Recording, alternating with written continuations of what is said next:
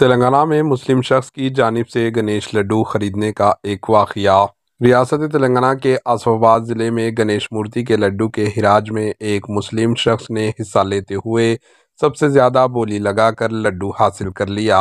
यह वाक़या आसिफाबाद के भट्टुपल्ली गांव का है, जहां अफजल नामी शख्स ने गणेश मूर्ति के लड्डू को 13,216 रुपये में ख़रीदा।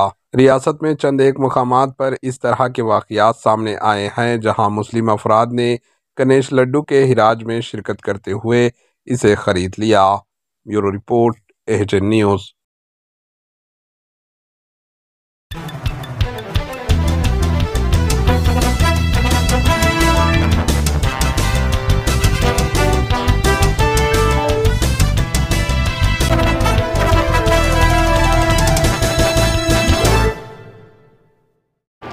एएचएन न्यूज़ को लाइक करें, शेयर करें और सब्सक्राइब करना ना भूलें।